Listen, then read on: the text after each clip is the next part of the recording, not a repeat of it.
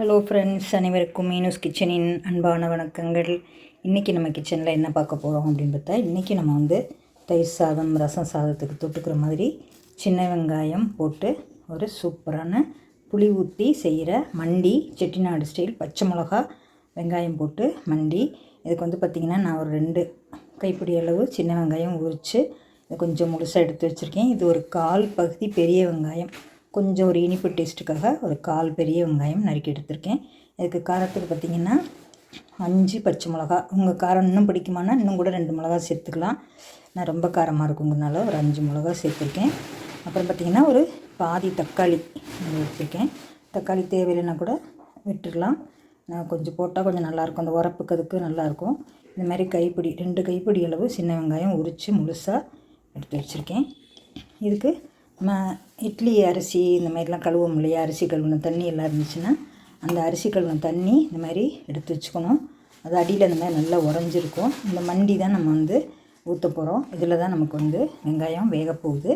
அப்புறம் பார்த்திங்கன்னா இது ஒரு பெரிய நெல்லிக்காய் சைஸுக்கு புளி ஊற போட்டு வச்சுருக்கேன். புளி, உப்பு, பச்சை மிளகா, இதுதான் நமக்கு இந்த காரத்துக்கு, இந்த டிஷ்ஷுக்கு தேவையான காரம். இப்போ வந்து நம்ம தாளிச்சிக்கலாம். ஒன்றுமே இல்லை, சிம்பிளான வீட்டில் இருக்க சாமான்களை வச்சு ஈஸியாக செய்யலாம். உப்பு, புளி, பச்சை மிளகா, வெங்காயம் இருந்தால் போதும். தக்காளி கூட அவசியம் இல்லை. இப்போ நான் வந்து குக்கரில் தான் செய்ய போகிறேன். அதனால் குக்கரில் ஒரு 3 ஸ்பூன் ஆயில் சேர்த்துக்குவோம். இப்போ பாருங்கள் ஃப்ரெண்ட்ஸ், நான் வந்து ஒரு 3 ஸ்பூன் போல் எண்ணெய் சேர்த்துருக்கேன். இது வந்து நீங்கள் வானல்லையும் பண்ணலாம், இல்லை சும்மா சாதாரண பாத்திரத்துலேயும் பண்ணலாம். நான் வந்து குக்கர்லேயே போட்டு ஒரு விசில் விட்டுலான்னு எடுக்கிறேன். இப்போ இதுக்கு பார்த்திங்கன்னா கடுகு 1/4 டீஸ்பூன், உளுந்து 1/4 டீஸ்பூன், 1/4 டீஸ்பூனில் பாதி அளவு ஒரு 10 போல் வெந்தயம். இதுதான் நமக்கு தாளிக்க தேவை. இதுக்கு பார்த்திங்கன்னா கொஞ்சம் ஒரு பிஞ்சு போல் பெருங்காயமும் சேர்த்துக்கணும். இப்போ நம்மளோட கடுகு நல்லா பொரிஞ்சிடுச்சு. கடுகு, வெந்தயம், உளுந்தம்பருப்பு, பெருங்காயம் சேர்த்துச்சு. இப்போ நம்மளோட வெங்காயம், பச்சை மிளகாயெல்லாம் சேர்த்து நல்லா வதக்கிக்கலாம்.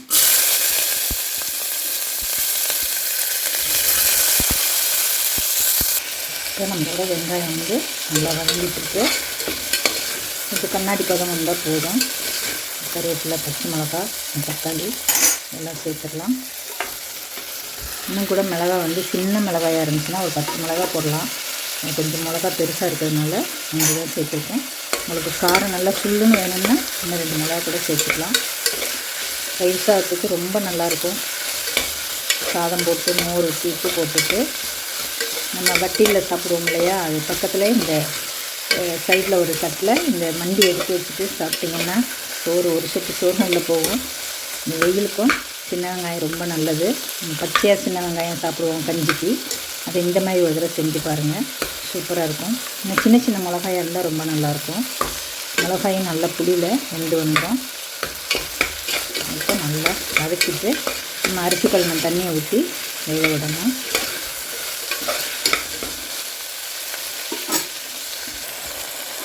இப்போ நம்மளோட வெங்காயம் வந்து நல்லா கண்ணாடி பதத்துக்கு மறந்து வந்துடுச்சு.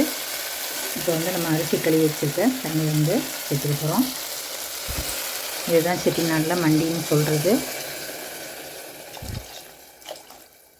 இந்த அடியில் அப்படி நல்லா உறைஞ்சிருக்கும். இதை அப்படி நம்ம சேர்த்துக்கணும். இப்போ நம்ம புளியும் வந்து கரைச்சி வச்சுருக்கோம், அதையும் நம்ம கொஞ்சம் சேர்த்துக்கலாம். நான் கொஞ்சம் கையில் வடிகட்டிட்டு ஊற்றிக்கிறேன். இப்போ கழனி தண்ணி ஊற்றி கொதிக்க ஆரம்பிச்சிருச்சு. இப்போ வந்து நம்ம கரைச்சி வச்ச புளி வந்து கெட்டியாக, அதாவது ஒரு குழம்பு கரண்டிக்கு ஒரு கரண்டி இருந்தால் ஓகே தான். இப்போ வந்து நம்ம தேவையான அளவு உப்பு சேர்த்துக்குவோம். ஒரு 1.5 ஸ்பூன் உப்பு, கொஞ்சம் கம்மியாக தான் போட்டிருக்கேன். இது நல்லா சேர்ந்து கொதித்து வரட்டும். நல்லா வற்றி வந்துச்சுன்னா நம்ம இறக்கிக்கலாம்.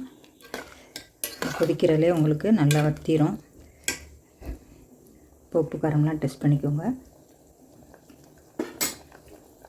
இப்போ இது வந்து கொஞ்சம் தண்ணி போல் இருக்குதுன்னு நினச்சிங்கன்னா நீங்கள் ஒரு 1/2 ஸ்பூன் அரிசி மாவு கூட கலந்துல சேர்த்துக்கலாம். நான் இன்றைக்கி அரிசி மாவுலாம் சேர்க்கலை. பியூரான அரிசி மாவு ஒரு 1/2 டீஸ்பூன் கரைச்சதில் ஊற்றுனீங்கன்னா கொஞ்சம் நல்லா திக்காக கெட்டி பதமாக வரும். இது இப்படியே கொதிக்கட்டும்.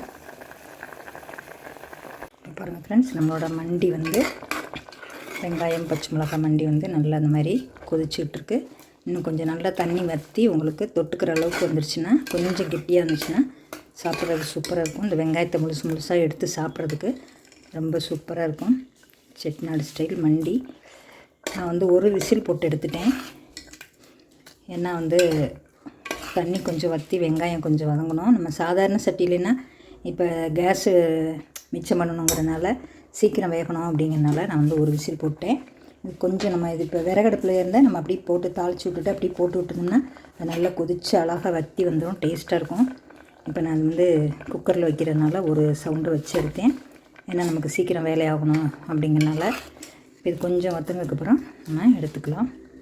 சூப்பராக இருக்கும். பக்கத்தில் தயிர் சாதம் போட்டு மோர் ஊற்றி உப்பு போட்டு ஊறுகாய் கூட தேவையில்லை, இதே வச்சு நம்ம சாப்பிட்லாம்.